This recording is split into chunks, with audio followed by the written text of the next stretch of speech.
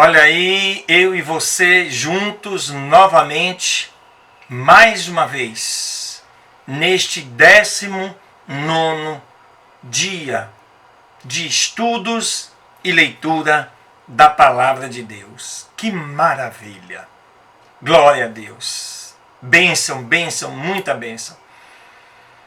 Espero que você esteja aproveitando ao máximo. Mande suas sugestões, né? Faça seu comentário. Eu estou sempre colocando aí nos e-mails, nas publicações, um e-mail, né, específico para que você possa fazer perguntas, tirar dúvidas, para que aqui eu não estenda muito o vídeo. Então eu estou me limitando apenas a fazer a leitura literal com pequenas intervenções, de maneira que você se sinta motivado a estudar, pesquisar, buscar, aprender e apreender, né? Aplicar esta palavra na sua vida, que eu tenho certeza vai ser um grande diferencial. Aleluias! Glória a Deus! Deus te abençoe!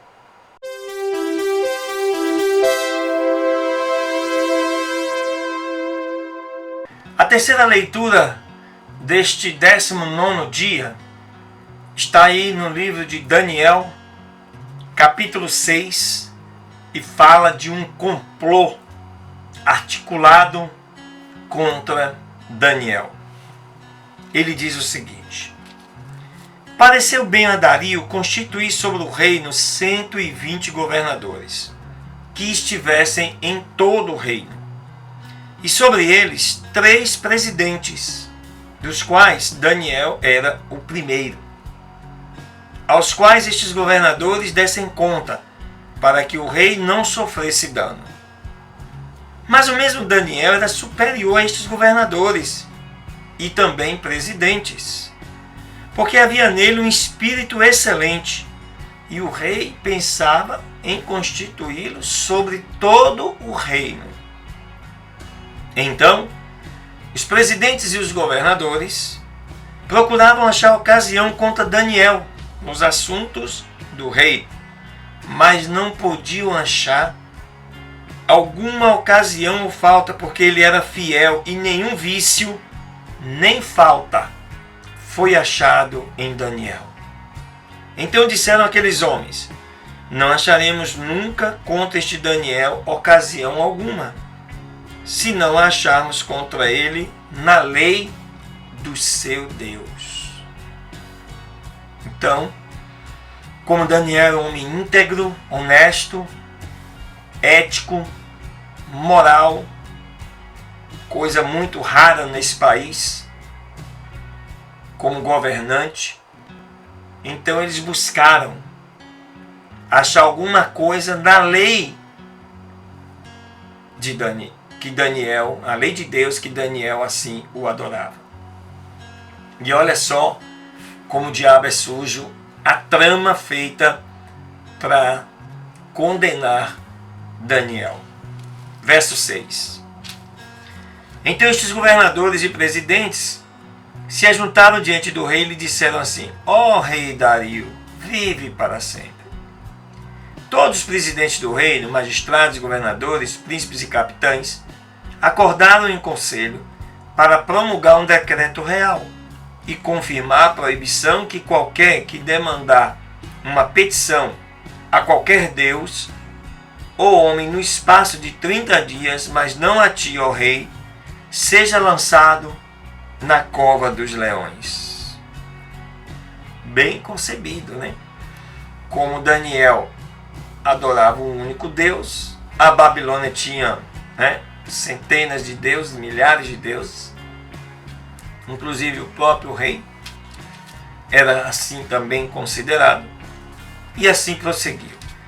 Agora, pois, ó rei, confirma o decreto e assina a escritura para que não se possa mudar conforme a lei dos medos e dos persas, a qual não se pode revogar. Por este motivo, o rei Dario assinou a proibição e o decreto. E Daniel quando soube que a escritura estava assinada, entrou em sua casa e, abertas as janelas de seu quarto que davam para Jerusalém, ajoelhava-se 3 vezes ao dia e orava e dava graça diante do seu Deus, como antes costumava a fazer. Ele não se intimidou, porque ele sabia o Deus que ele servia. Então se ajuntaram aqueles homens e acharam a Daniel orando e rogando diante do seu Deus. E foram então perante o rei para lhe falarem do decreto real e disseram-lhe: não confirmaste o decreto que qualquer homem que pedisse a qualquer Deus ou a qualquer homem por espaço de 30 dias, e não a ti, ó rei, fosse lançado na cova dos leões? Respondeu o rei e disse: é verdade esta palavra, conforme a lei dos medos e dos persas, a qual não se pode anular. Então eles responderam e disseram ao rei: Daniel, que é dos filhos dos cativos de Judá, não tem feito caso de ti, ó rei, nem do decreto que assinaste. Antes, 3 vezes ao dia, ele faz a sua oração. O rei, então, quando ouviu estas palavras, penalizou-se em grande maneira e propôs dentro do seu coração ficar a favor de Daniel e libertá-lo. E até o pôr do sol trabalhou para o libertar. A questão era constitucional. A lei dizia que quando o rei assinasse um decreto, nada poderia revogar. Só Deus. Porque a quem ele quer, ele levanta. A quem ele quer, ele abate. Aleluias. Porém, aqueles homens se reuniram perto do rei e disseram ao rei: saiba, ó rei, que é lei dos medos e dos persas que nenhum decreto ou edito que o rei estabeleça se possa mudar. Então o rei ordenou que trouxesse a Daniel e que o lançassem na cova dos leões. E, falando o rei, disse a Daniel: o teu Deus, a quem tu serve continuamente, ele te livrará. Não precisou, olha como a integridade de uma pessoa, a honestidade, a pureza é algo fantástico. Observe que Daniel não precisou orar. Quem pediu a Deus foi o próprio rei por Daniel. E foi trazida uma pedra e posta sobre a boca da cova, a qual foi selada pelo rei com o seu anel e com o anel dos seus príncipes, para que o acordo a respeito de Daniel não se mudasse. E então o rei foi ao seu palácio e passou a noite em jejum. Nem instrumentos de música aceitou diante dele, e fugiu dele o sono. Olha só que coisa. O rei foi o intercessor de Daniel, um rei pagão, clamando agora para o Deus de Daniel. Que bênção! A integridade de Daniel, a seriedade de Daniel, era um exemplo a ser seguido até por um rei pagão. O rei, portanto, levantou-se ao romper do dia e foi com toda a pressa à cova dos leões. E chegando-se perto da cova, com voz triste, chamou por Daniel. E falou o rei a Daniel: Daniel, servo do Deus vivo, dá-se-ia o caso que o teu Deus, a quem tu continuamente serves, te pôde livrar dos leões? Então falou Daniel ao rei: ó rei, vive para sempre. O meu Deus enviou seu anjo, o qual fechou a boca dos leões, para que não me causassem dano algum, porque diante dele foi achada inocência em mim. E também contra ti, ó rei, eu não tenho cometido delito algum.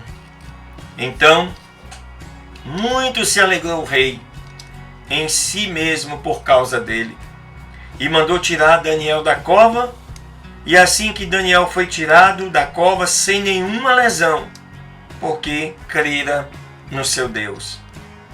E o rei então ordenou que fossem trazidos aqueles homens que tinham acusado a Daniel. E foram todos eles lançados na cova dos leões, juntamente com as suas famílias, seus filhos, suas mulheres.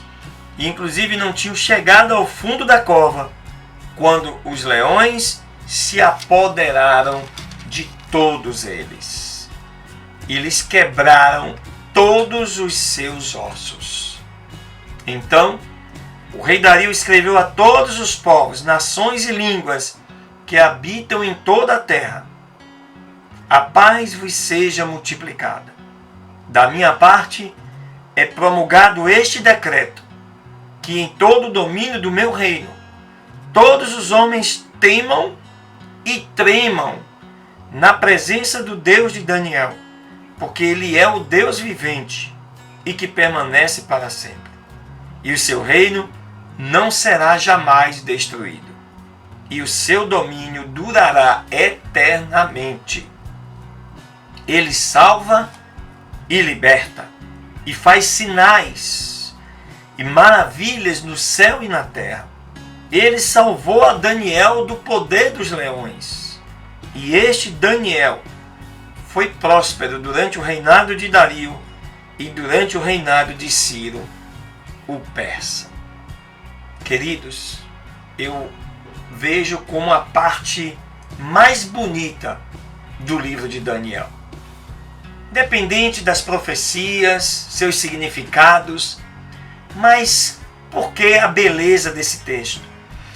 Porque um reino como a Babilônia, pagã, com milhares de deuses, imagine, para fazer uma comparação, para você entender, é como se fosse a Índia hoje. E aí o rei baixa um decreto que ninguém pode anular, mas, né? E esse decreto diz que agora o Deus de Daniel é o Deus da sua nação, do seu povo. É algo assim fantástico. Tudo por causa do exemplo de Daniel, do modelo que foi Daniel em seriedade, honestidade, ética, acima de tudo. E foi político, hein? Governante, presidente, né? Como seria hoje uma espécie de governador que comanda vários municípios que têm seus prefeitos e assim sucessivamente, né? Então foi, podemos dizer assim, um político exemplar que precisaria ser conhecido pelos políticos nossos. Aleluias! Glória a Deus! Deus te abençoe.